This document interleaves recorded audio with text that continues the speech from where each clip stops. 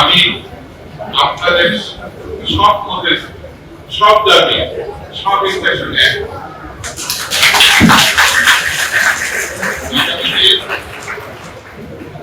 যদি আল্লাহ পাক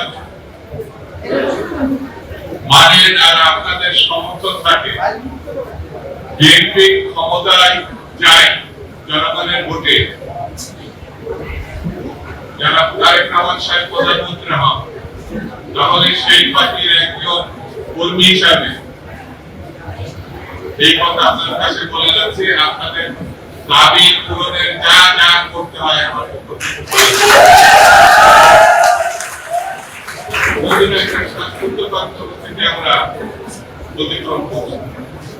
আমরা একটা কঠিন মুহূর্ত অতিক্রম করছি।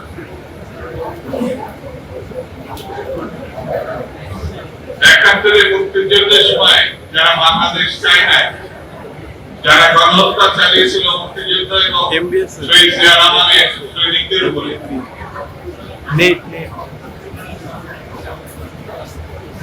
তারা এবং 24-এ আওয়ামী লীগ যে গণহত্যা চালিয়েছিল 50 বছর আগে আর 50 বছর পরে, এই দুই গণহত্যাকারীকে কোথায় যেন একটু মিলার চেষ্টা করছে,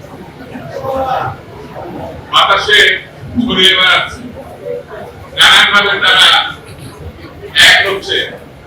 এক হওয়া মানে গণহত্যাকারীরা তো অশুভ সৈনিক, অশুভ শক্তি। এই অশুভ শক্তি একজন অপ্রকাশে আছে, একজন প্রকাশে আছে। ইলেকশন হলে জাতীয়তাবাদী শক্তি ভালো করবে, এটা যেন তারা মানতে পারছে। কিভাবে নির্বাচন ঠেকানো যায়, নতুন নতুন বয়ান সামনে নিয়ে আসে, যে বয়ানের মধ্য দিয়ে সুস্থ স্বাভাবিক গ্রহণযোগ্য একটি নির্বাচনকে ঠেকানো যায়, বাধাগ্রস্ত করা যায়, অসফল করা যায়, সেই দিকে তারা হাঁটছে।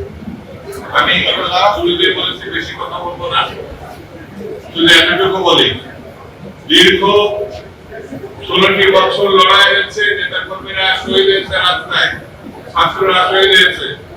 জুলাই এবং আগস্টের মূল কথা হচ্ছে স্বৈরতন্ত্রের পতন বিদায়।